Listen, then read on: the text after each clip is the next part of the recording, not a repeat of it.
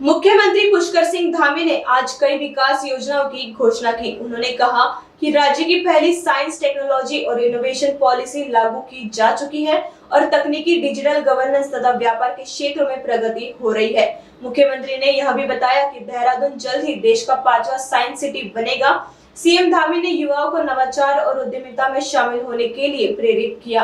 इसके साथ ही सीमावर्ती क्षेत्रों में सुविधाओं को बढ़ाने के लिए क्षेत्रीय समिति बनाई जाएगी। उन्होंने स्कूल विकास के लिए 50 लाख रुपए की घोषणा की और सोलर एनर्जी एवं डिजास्टर मैनेजमेंट सेंटर की भी योजना बताई।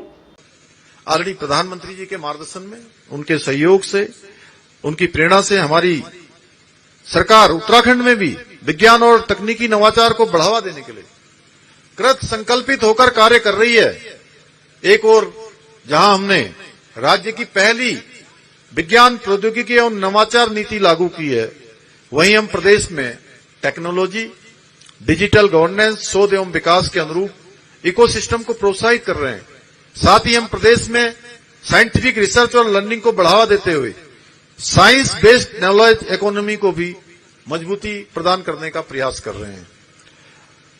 जहां हम आज प्रदेश के प्रत्येक जनपद में एक और साइंस और innovation centre, labs on wheels, GSI dashboard, digital library, patent information centre और स्टेम लैब्स के माध्यम से विज्ञान, प्रौद्योगिकी और नवाचार के क्षेत्र में विश्व स्तरीय इंफ्रास्ट्रक्चर तैयार कर रहे हैं। वहीं AI, robotic, drone, semiconductor, pre incubation lab की स्थापना जैसे महत्वपूर्ण नवाचारों को भी बढ़ावा दे रहे हैं। इसके साथ ही 60 से अधिक डिग्री कॉलेजों में पेटेंट सूचना केंद्र स्थापित कर हम युवाओं को नवाचार और स्टार्टअप की दिशा में प्रेरित कर रहे हैं। मुझे आप सबको बताते हुए खुशी है। वैसे मैं एक प्रश्न जब आपके में से पूछा गया था उस समय भी मैंने बताया था कि देहरादून में 5वीं साइंस सिटी बनने जा रही है, देश की 5वीं साइंस सिटी बनने जा रही है, जो उत्तराखंड जैसे हमारे पर्वतीय राज्य के लिए एक बहुत बड़ी ऐतिहासिक उपलब्धि है। मुझे पूरा विश्वास है ये साइंस सिटी हमारे राज्य को विज्ञान, प्रौद्योगिकी और नवाचार के क्षेत्र में एक ग्लोबल डेस्टिनेशन के रूप में स्थापित करने में बहुत अहम भूमिका निभाएगी। भाइयों बहनों, हमारी सरकार द्वारा तकनीकी और नवाचार के उपयोग में सरकारी सेवाओं को और पारदर्शी और प्रभावी बनाने की दिशा में कार्य किया जा रहा है। हमने विभिन्न सरकारी सेवाओं को ई गवर्नेंस के अंतर्गत ऑनलाइन पोर्टल द्वारा सरल और सुलभ बनाने का कार्य किया है। हम नागरिकों को आज ई डिस्ट्रिक्ट पोर्टल के माध्यम से जन्म व मृत्यु प्रमाण पत्र, जाति प्रमाण पत्र, निवास प्रमाण पत्र, पेंशन प्रमाण पत्र समेत कई सेवाएं डिजिटल रूप से उपलब्ध करा रहे हैं। इतना ही नहीं, हम कृषि के क्षेत्र में भी किसानों को तकनीकी से जोड़ने हेतु राज्य में स्मार्ट एग्रीकल्चर तकनीकों को बढ़ावा देने का प्रयास कर रहे हैं, जिसके माध्यम से राज्य में ड्रोन तकनीकी, सेंसर आधारित खेती को प्रोत्साहित किया जा रहा है, जिससे कृषि उत्पादन को बढ़ाने में मदद मिल रही है। इसके अलावा हम ई टूरिज्म पोर्टल के माध्यम से पर्यटकों को ऑनलाइन बुकिंग और पर्यटन स्थलों की जानकारी उपलब्ध करा रहे हैं। इतना ही नहीं, अभी हाल ही में हमने एक डैशबोर्ड की शुरुआत की है, जो 4 धाम यात्रा पर आने वाले पर्यटकों को मौसम के पूर्वानुमान से लेकर अपनी यात्रा प्लान करने में सहायता प्रदान करेगा। यही नहीं, हम हिमालयी क्षेत्रों में जलवायु परिवर्तन कर शोध के लिए डेटा एनालिटिक्स और सैटेलाइट इमेजरी का भी उपयोग कर रहे हैं।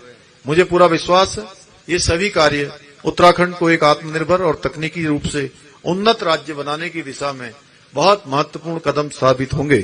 शीघ्र ही हम सीमांत क्षेत्र में सुविधाओं और सेवाओं को विस्तार देने के लिए सीमांत क्षेत्र परिषद का गठन करेंगे। और मैं आज इस बाल विज्ञान महोत्सव के अवसर पर ये मैं घोषणा करता हूं कि हम सीमांत क्षेत्र विकास परिषद का गठन करेंगे। प्रोफेसर पंत इस पर जल्दी ही कार्रवाई शुरू कर देंगे और जो भी इसकी औपचारिकताएं होंगी पूरी करेंगे।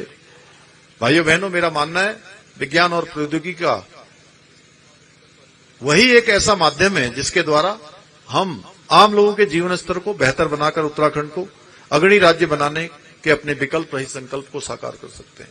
आज के इस अवसर पर आशा नौटियाल जी के द्वारा मुझे विद्यालय के लिए 50 लाख रुपए की धनराशि का एक पत्र दिया है। मैं वो धनराशि के लिए भी मैं घोषणा करता हूं कि धनराशि दी जाएगी। तिलक जी ने यहाँ सौर ऊर्जा की बात की है, सौर ऊर्जा के लिए भी यहाँ पर तत्काल कार्य किया जाएगा। एक कोई डिजास्टर मैनेजमेंट का कोई सेंटर यहाँ बन सकता होगा तो आप हमारे जिलाधिकारी जी इसका अध्ययन कर लेंगे कि क्या बन सकता है। कोई एक केंद्र ऐसा बन जाए, क्योंकि हमको प्रत्येक वर्ष यहाँ पर आपदाओं का सामना करना पड़ता है। किसी न किसी रूप में आपदाएं हमारे पास हमको आती हैं। कभी भूस्खलन आता है, कभी बादल फट जाते हैं, कभी ज्यादा बारिश हो जाती है, तो उसमें वो मददगार हो, यहाँ के लोगों को तत्काल प्रिडिक्टिव कुछ जानकारियां उनको मिल जाएं, पहले सूचनाएं मिल जाएं, तो इसमें जिलाधिकारी इस पर काम कर लेंगे। इन्हीं शब्दों के साथ मैं आप सभी के उज्जवल भविष्य की कामना करते हुए और सभी को दीपावली भी